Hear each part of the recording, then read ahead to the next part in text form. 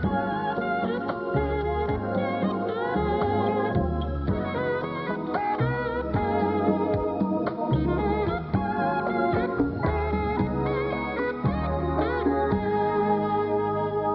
evening, my friends. Welcome back, everybody. I'm Tom, and the Colorcast is on the air now for Monday night. It's February the 22nd, 1999.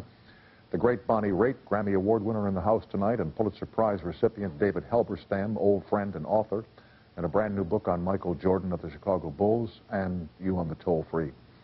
I went to see this picture, Gods and Monsters, on Saturday night here. You know, we've had Lynn Redgrave here, who's up for an Academy Award for Best Supporting Actress in that picture, and I've heard so much about this picture, the soundtrack of the movie playing by heart, but closest to her heart is the Rhythm and Blues Foundation, which will honor the men and women who created blues later on this week. It has been a long time since you and your dad, John, sat opposite me on the old Tomorrow Show. How long has that been? 20 years, probably, and maybe more, even longer, and maybe more. 21 or 22. In New York in the late 70s, I know. Night before Thanksgiving, I remember it well because I got stuck in a subway on the way to the show, and in the dark, in You mean we didn't send the limo for you? I think I was being self-sufficient. I said, you got to let me out. You got to let me out. I got to be on Tom Snyder. And in the dark, they're going, right, yeah. For those who don't know, your father was a very, very celebrated Broadway star. Mm-hmm. He played the lead in Carousel. Pajama Game, and toured with Oklahoma, and is still out there singing concerts. Just got back from 2 weeks of a schedule that I couldn't even do in Florida with Connie Towers. He's at 82, still singing on the road. Bless his heart. Yeah. Huh? Bless his heart. Now, he worked in New York on Broadway. Mm-hmm. You grew up in Los Angeles. How does that fit? Well, we kind of live dual residences because if you get a new show, we all have to pick up and go to school in New York while that's playing. And then if it gets a movie, like when he did Pajama Game, we moved out to California. And my folks are both born and raised in Santa Ana, so we all like the weather here more, so we kind of just stay here. And I read that your parents were politically active. They were members of the Quaker Church. Right. And did they pass this along to their daughter? They certainly did. That's where I get a lot of my feistiness and my drive to be socially active in things like justice and environmental protection. I come from that tradition of folk singers like Joan Baez and Bob Dylan and, you know, Woody Guthrie, Pete Seeger, and that's the tradition that made me pick up the guitar. And music was part of your life. Your dad was a Broadway singer and star. Your mom was a great pianist, piano player, so it was always around the house. Yeah, and I never expected to do it for a living. It was just a hobby. But the blues spoke to you early on, huh? What in the blues touched young Bonnie? You know, when I was in the very beginning of rock and roll, I was about 7, and I could really tell the difference between Little Richard and Pat Boone. You know, singing the same song. Gotcha. Tutti Frutti. I got it really early. I mean, I'm maybe the granddaughter of Methodist missionaries and Scotch Presbyterian folks that didn't dance a lot. But I really got Ray Charles, I got Fats Domino, I got Mahalia Jackson. I used to listen to black radio stations here in L.A. It's hard to say what makes you get that thing. Yeah, but you just got it, huh? Well, I got it, and a whole lot of generations of white people in this century got black music early on. I mean, you wouldn't have rhythm and blues and rock and roll if it wasn't for that thread, starting with the early 20s and jazz. So to me, it's the greatest. I was a young disc jockey in Wisconsin in the 50s, and I worked at the top 40 radio station, as I told the crowd here the other night. And we would play the Pat Boone Tutti Frutti and Little Richard Tutti Frutti, and you could tell the difference immediately. Yeah. And then there was a guy came on the radio there at 10 o'clock at night, Chuck Dunaway.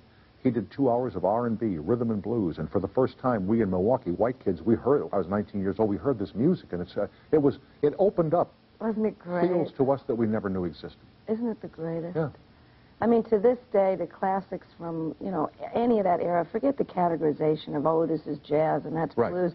It's just got that thing, rhythm and blues, and rock and roll. It's the roll part. And folk. Yeah. It's just great music, It's not just it's music of a deeper part, and we've got Appalachian music and Celtic roots, and that's from the soul too. It's just I got the blues bug and the rock and roll bug early on. Now, tell me about your first hearing of Pete Seeger and Joan Baez. I was at a Quaker camp, actually. Well, it was run by some friends of my folks up in the Adirondacks, where I went for 8 summers while my dad and mom were on tour in summer stock. And that's where I first saw the Counselors playing folk guitar like everybody was doing in 59, 60. Kingston Trio, Pete Seeger, the Newport Folk Festivals were all the rage. I think the cover of Time magazine had the Kingston Trio on it, and then Joan Baez. And she was my hero because she was Quaker too and a peace activist. And Then all the civil rights marches had folk singers and, you know, Odetta and Pete Seeger and Bob Dylan. So that's the tradition I picked up at camp. And the first time I got to hear Pete Seeger and all those guys play, that, you know, that's just set my course, guitar and doing something that mattered. And even when you were a school, not a school girl, but a university student at Radcliffe, you went to Radcliffe, I believe. I read that you played the coffee houses. Yeah, well, it beat, you know, I had to do something for, to get a little pin money on the side, and I had worked for a cleaning associate professor's apartment who hit on me, and were quite inappropriate, actually. So at one point They did hit on you? Yeah, I consider it quite flattering now, but at the time, you know, I was as mad as I would actually be in real life. I can say that because they were cute, but it wasn't okay. It wasn't okay. And I noticed that there were people opening for more significant acts, and I found out they were getting $20. I said, this is my hobby. I could do this. Why should I be scrubbing bathtubs when I can be doing this? And you left Radcliffe eventually because I took a leave of absence after my 3rd year at Harvard to go study and hang out with these older blues people that I had been lucky enough to meet through a mutual friend of ours, Dick Waterman. And he managed Mississippi John Hurt and Mississippi Fred McDowell and Sun House. And I got this education that nobody in my circle to this day can even believe, that I got to, at 19, hang out with these guys and travel with them, carry their bags and tune their guitar strings. And I told my, you know, at the office there, I said, I'll be back in a year. This is just something that I want to do because these guys aren't going to live forever. And somewhere during the leave of absence, I got offered a record deal. So. And what did they teach you, these blues guys? Well, they had a lifestyle that was certainly not the most advantageous for health. You know, they had spent a lot of years being rejected and relegated to jobs that they didn't want to do, and they really would have preferred being hit record makers. Blues artists traditionally, you know, stay up late, play juke joints, drink a lot, go out with loose women, smoke too many cigarettes. Yeah. I thought that was great. I thought the Rolling Stones were great. I still do, you know. So I dove into that blues mama lifestyle with a vengeance. And I learned a lifestyle, but I mostly learned about what really goes on between men and women and what really goes on in the heart between that music. What really does go on between men and women, Bonnie? Well, this is kind of late enough. Well, you know, Tom. Yeah, I know. Pain, yeah. Anguish, betrayal. Great joy. Great joy, great passion, great longing, which can be both good and bad. But, you know, that rebuked and scorned part of the blues, I mean, that spoke to that broken teenage heart, you know. You can say how you haven't lived long enough to be brokenhearted, but I think my teenage years, I don't think I've ever had as heartbroken a time as I had back then. Really? What happened to you then? Well, you know, your first love goes away, you know, that kind of stuff. You just feel things so strongly, and you feel alienated, and you don't like yourself that much, so I don't know why I like that music, I just do. We're chatting with Bonnie Raitt, whose new CD is called Fundamental. We'll continue with Bonnie and you on the toll-free right after this short break.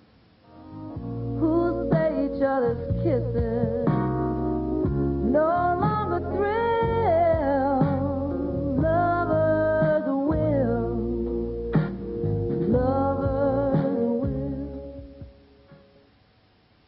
Taz on the toll-free, Chapel Hill, North Carolina. Hi, Taz, and welcome to CBS Late Night. Hello. Hi, Tom. Thank you. My question for Bonnie Raitt is, had she not enjoyed the commercial success she has thus far, would she still be trying to make it a go in the music business? And does she have any advice for someone who is older than the average commercially successful artist on the radio to keep going? Boy, I got you right there. Let's take the second half first. Okay. Advice? Just, you know, it's so tough because when I won those Grammys 10 years ago, Nick of Time, we thought that all these women and men in their 40s that had been relegated out of the live playing at clubs, you know, when disco and new wave took over those gigs and everybody would rather listen to a DJ, the art of playing live, all those clubs closed down. And then when I won those Grammys, I went, oh, great, all my pals are going to get... Right. Trickle down. We're all going to get gigs again because I'm cool suddenly doing the same thing I've always done. It hasn't really been borne out. I mean, I don't know what your town is like, but L.A. doesn't have any places except maybe 2, or maybe you could go play and hear our kind of rhythm and blues and soul and country even. You know, it's so I'd just say stick it out, find some cool gigs, and don't give up. But it's very lonely out there for people over 40 to get played on the radio unless you're an oldies act. Right. And in terms of commercial success, you know, I felt so amazed that I got to do this for a living from the first gig until right now. I'm still absolutely astounded that somebody will pay money to come and see me. So I know how lucky I am that I have to get up and go to work. And are you okay? Like, will you work for as long as you want to? Yeah, I can work anywhere in the world and pay my way because I'm lucky enough to accompany myself on the guitar, and I do a little bit of ballads, a little bit of blues, and, you know, I thought I was going to be everybody's favorite cheap opening act. You know, not too threatening, and I was very much surprised, and still am, that I get to have my own recording career. So I think I'm secure, and I know that since I don't care about having a hit record, I'll always have a job. Taz, keep going and don't give up. Don't give up. Just one quick thing. I actually sang on a demo that was intended for a song to be sold to you by Don Dixon in Chapel Hill. That was about 10 years ago or more now. Don Dixon. Anyway, one more quick question. I know this is not very kosher, but what channels would one have to go through to audition for backup singing for you? You know, I've never had a separate backup singer. I've had just the guys in my band or the women in my band sing. So just send a tape. Yeah? Be forthright and have a lot of nerve, and that usually gets through. I always appreciate it when somebody has a lot of nerve. Well, you sure do, and I love you, and everybody in Chapel Hill here loves you as well. Thank you very much. And you too, Tom. Okay. Thank you, Taz, and have a great evening, okay? Bye-bye. Now, this event to recognize the Blues Brothers, okay? Well, the original rhythm and blues artists, exactly. Right. This takes place on Thursday here in Los Angeles? Yeah, this is our 10th anniversary of the Rhythm and Blues Foundation Pioneer Awards, which celebrates those great artists from the 40s, 50s, and 60s who were often had anywhere from 1 to 2 to 10 great hits that charted on those charts during that time. And because of the way contracts were established, they only got 1 or 2% of their record sales. So they a lot still of have them to can't pay their rent right now. Well, they get charged the entire cost of all their records out of that 1%. So of course now you have like a lot of Motown acts and all the Stax Volt acts that were the bedrock of why I started playing music. They've never gotten any royalties. So this event is held the night after the Grammys so that the big stars can't say, if only I was going to be in town. Oh, right. Yeah, so I said, you know, well, I tell you what, I saw you here last night at the Grammys, and you are in town, and I'll see you tomorrow. So, yeah, it's to recognize and give honorariums to the great artists, a great house band, great musicians sitting in. We got Eric Clapton tomorrow, and Puff Daddy will be there, and hopefully the artist. And it's a fundraising event to help these... It's a fundraising event. We haven't been able to make a lot of money lately because it costs a lot of money to put on a show. And some of these artists are long in the tooth, and without the big stars of today agreeing to appear, it's hard to drum up the TV show interest. You know, they go, so yeah, he was great in 1955, but so what? Yeah, and then some of them pass away, and then they'll do a big tribute concert to him. But I'm trying to get, and the people that I work with are trying to get some respect and justice while they're still alive. Here's Tom on the toll-free in Baltimore. Hi, Tom, and welcome to CBS. Hello there. Hi, Tom. How are you? I'm fine, thanks. Thomas, go ahead, please. I'd like to ask Miss Raitt, if I could, having seen her husband, Michael, in a production of A Few Good Men here in Baltimore a few years back, and he was quite brilliant. Thank you. I was wondering, how do you reconcile that relationship with you being on the road and him being an actor? It actually works. It makes it more exciting, I think. You know, I'm lucky to be able to control my schedule so that when I take a look at my year touring plans, I having been the daughter of a man who was on tour a lot of the time during my childhood, when you're very little, you can't tell a 3 or 4-year-old kid 3 months and have him understand. I mean, it's a lifetime. So I try to plan my tour so that I can fit in the breaks to go visit Michael in case he's doing a play, as he'll be doing in New York. He's doing a revival of that championship season for the next 3 months. So I've scheduled my spring touring plans so that I can go visit him, because he won't be able to come and visit me. But most of the time, he comes out every 2 weeks when he can on the road, and then I drag him out on stage and have him sing with me, and, you know... and I'm sure he loves every second of that. It keeps it exciting, you know. Oh, he does like it. Oh, good, He's as hammy as I am. Oh, good, good. Thomas, you're good to call. Thank you for dialing us up tonight. Miss Raitt, one more comment? Sure, sure. I wanted to thank you so much. Something to talk about 8 or 9 years ago started one of the great loves of my life, and I wanted to thank you for that. Oh, you're very welcome. I'm glad you liked it. How's the great love still going on? No. Oh, well. But it was a great memory. It's something to squawk about now. That's what we like to say. So. Yeah. All right, young man. Thank you for being with us tonight. And, Tom, thank you for all the memories. You're welcome, sir. Thanks again. Bye-bye. Bye-bye now. Anyway, a joy to see you. Have a great time at the Grammys on, when is it, Wednesday night, the Grammys? Wednesday, yeah. Good luck to you. We'll be keeping the fingers crossed here, okay? Thanks for having me. My pleasure. And my best to your pop when you see him, okay? He's going to the Grammys with me. Terrific. The new CD is called Fundamental. We'll be joined by David Halberstam to talk about Michael Jackson and his life in basketball and before.